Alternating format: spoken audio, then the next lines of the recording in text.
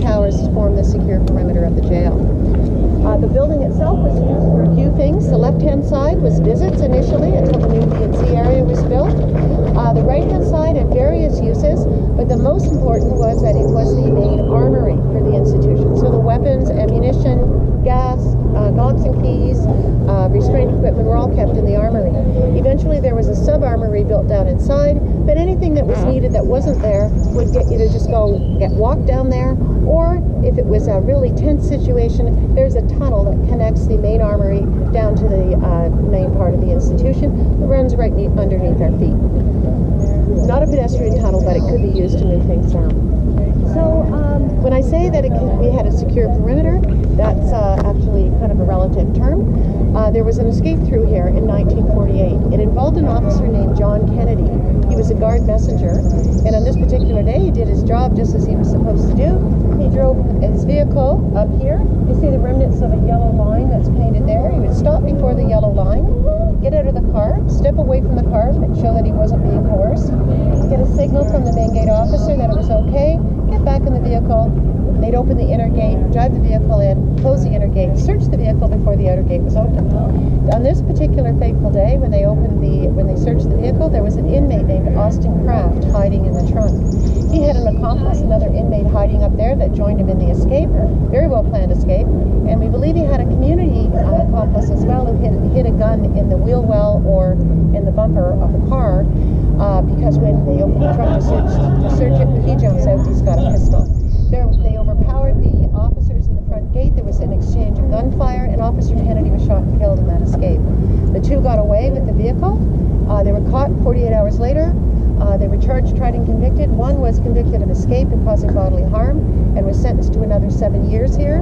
Austin Kraft, the guy with the gun, was convicted of murder and escape, and he was sentenced to death. And he was the last execution that happened in the Kingston area. He was executed at the county courthouse jail downtown in 1949. So, interesting coincidence about John Kennedy. His father was a guard here before him, and they actually lived in the apartments that were on the west gate. So he was born there. So John Kennedy was actually born in Kingston Penitentiary, worked his entire adult life in Kingston Penitentiary, and then lost his life in the escape in 1948 at the age of 60. He was one of 7 staff members over the 178 years that the jail was open to die in the line of duty. One was a farming accident, one was an industrial accident, actually with the stonework inside, and the other 5 at the hands of offenders. And that escape was one of 36 escapes involving 65 inmates, and all but 2 were recaptured, one from the 1870s and one from 1947. What method did they use to execute the... All of the hangings that were done in Canada were all the executions were hangings. Most of them were done in the Don Jail in Ontario, but some in North Bay and some in Kingston. Wow. Good. Any other questions before you carry on? Okay. Well, you've got a lot to see and hear and a great tour ahead of you, so enjoy. Thank you. Thank you very much. Bye. Okay, so as we head down, she was this warden here, yes. No, she was the second, yes. That'd be a tough cookie for that job. Yeah. So as we head down this way, I always like to bring up how Kingston Pen, most of us know it as a male-only maximum security institution, was not always that way. When it first opened in the 1800s, they housed both adult male and female offenders here, and also children. The youngest offender ever at Kingston Pen was an 8-year-old boy. He had stolen a loaf of bread and he was here for 3 years. Oh my God. Yeah. Female offenders, however, were at KP the first, that only happened for about 10 years. Female offenders were here for the first 90 years of its existence, originally housed in a cell block off the male prison. However, in 1909, this building was built to become the first freestanding prison for women in Canada. And it housed the female offenders until the 1930s, when the prison for women across the street was built. So after 1934, KP became a male-only maximum security institution, which we all know it as today. Turning walking towards, we'll see a little house here. This is the original Keeper's Hall, built in 1912. For anybody who isn't familiar, a keeper is kind of a second in command of the institution. They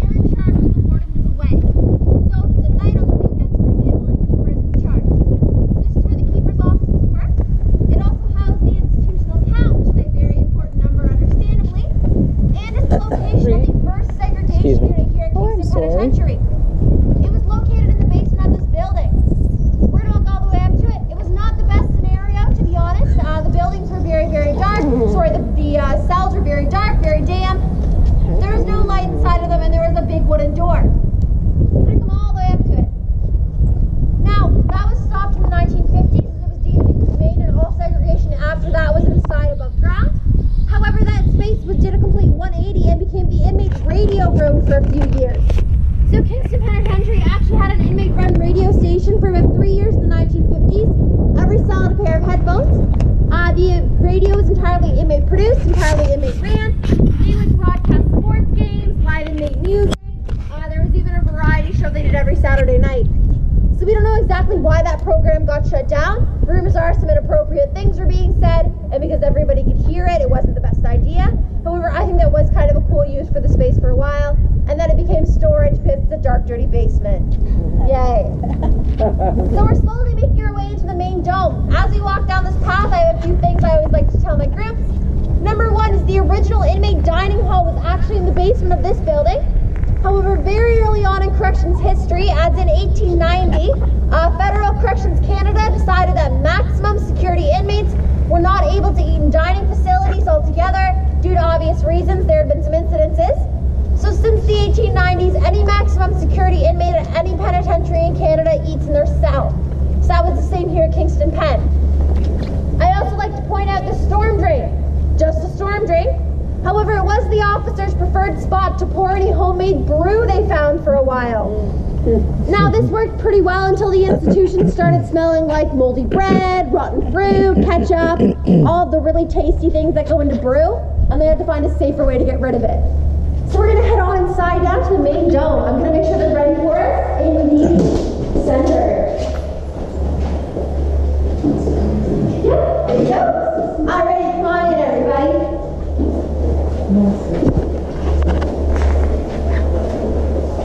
This way. How are you doing? Good, we're already ready. Good. It's great. Come on in. All the way into the center, everyone. As you come in past the lip of the ceiling, look up, and you'll see 4 levels.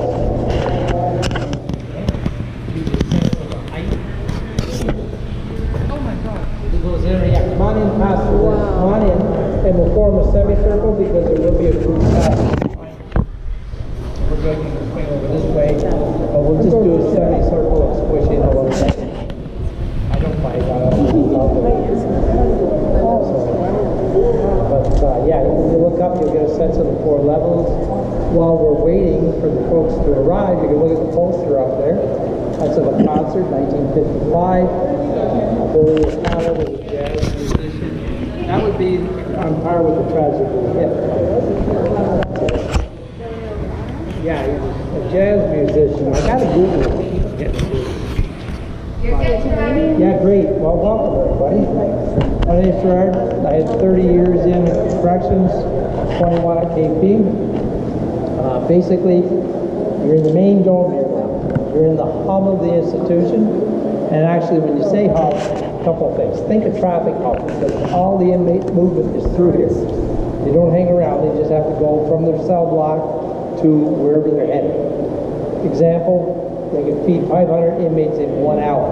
And that's going one range at a time. Over to the kitchen, getting their tray, coming back, locked in their cell again, and eating their food. So that's 1 hour to do 500 inmates. Gives you a sense of the traffic, the steadiness of the flow. Many reasons, whether they're going to work, going to the hospital, going to the gym, recreation, exercise yard, disc cells, there's all kinds of reasons why. So, with that in mind.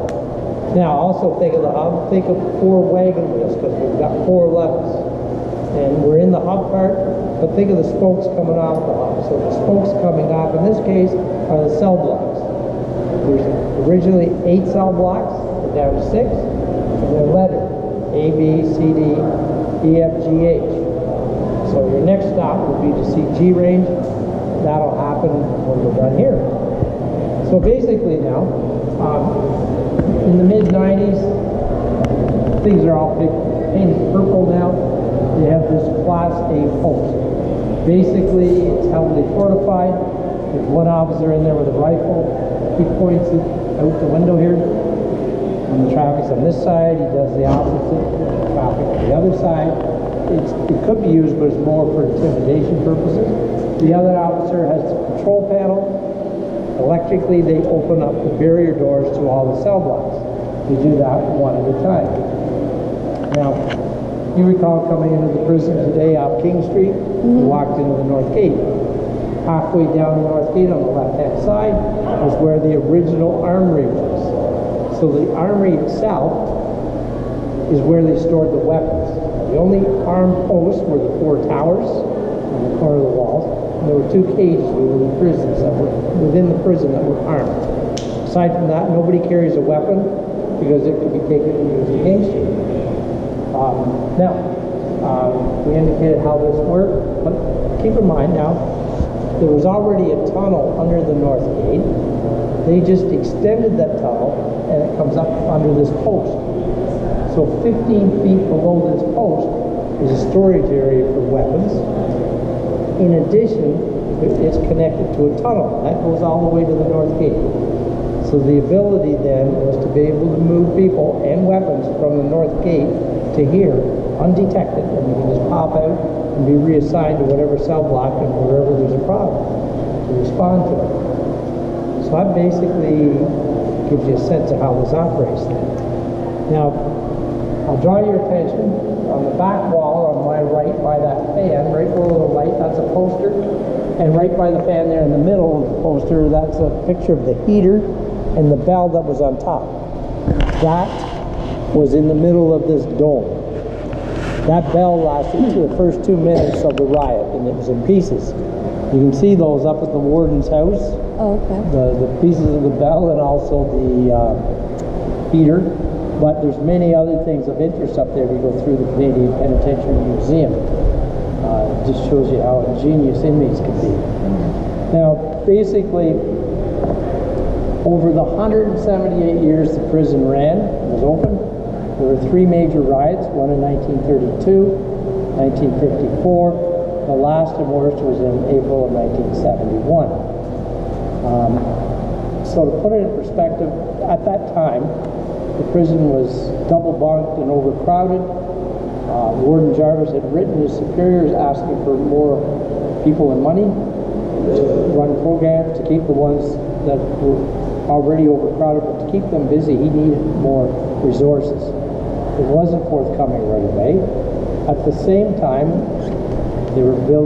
corrections were building a brand new Supermax Millhaven Penitentiary. It was slated to open in 1972. So it was under construction. So again, even among all the inmates, there's more rumors about it being, Supermax, and there's going to be cameras on you all the time. And they had all kinds of reasons to think negatively about that. Plus, by nature, nobody likes change, and frankly, they wouldn't want to move in the first place. So basically, they were the fears, and that only added to more anxiety to the situation. And on the 14th of April, a Thursday night, on the other side of this doorway over there, the group of inmates overpowered 2 officers, took their keys. They rushed this area, overpowered 4 more officers, took their keys. They now have 6 hostages, and the keys to all the wing and cell, and they're unlocking everybody. So you can imagine everybody hanging out, smashing, trashing, burning, and screaming and making a lot of noise. It was chaotic. In addition, during the course of events, there would be ongoing negotiations, but also the ringleaders decided a certain particular undesirable group of inmates on Block D, they unlocked them, brought 14 out, they took 14 chairs, they put 14 chairs around the heater in the middle of this room, tied the inmates to it, and tortured them. Unfortunately, 2 did not survive their injuries. The 6 staff hostages weren't physically harmed. However, psychologically, they had issues. 2 of them were able to return to work, finish their careers, retire. The other 4 tried and failed to return to work and left the service. Basically, that's the summary there. Now, how the whole situation ended, the military had been called in. They had been surrounding the perimeter here of this area. On the morning, the last day, on the 18th, during negotiations, the inmate ringleaders were told the military will storm this area, take control irregardless, and surrender. It's your choice. They did surrender. They were placed in the gymnasium, sorted out. Buses were brought in to transfer the inmates, and they had to go to Millhaven. The reason for that? Again, the first light on that back wall, there's a poster. That's this wing and cell area the day after the riot. Also, when you go on G range, you'll see a poster on the left. Again, it's a picture of the day after the riot. And on the south side of the dome, 2 cell blocks C and D were totally smashed up, locked up in 1971, never used again. Basically, there was a retrofit in the mid-2000s. They created program and office space plus a south passage hallway. You'll go out that hallway when you're finished in this area. Any questions regarding the wing and cell area? Is this bulletproof? Apparently, yes. Apparently. There's one window, I don't know, it's shattered, I don't know what happened there. Okay. Don't have the history on that. And yeah, and it's probably fortified. Yeah. Any other questions? It's 71 now, where the guards still lock up in there. No. See, that's because this is right in your face. It didn't exist. Oh, Okay? But because it's here, it's so you know, it sticks out when you look at it. But that's right.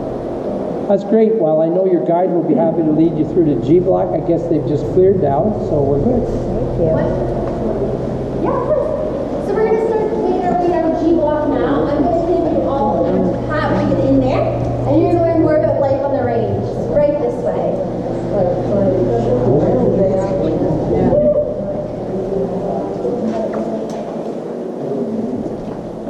How you doing today, young man? Good, thank you.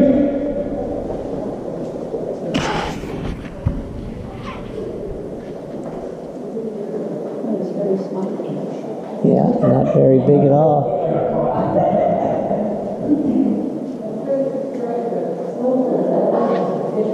How you doing today? Good, how are you? Good, thank you.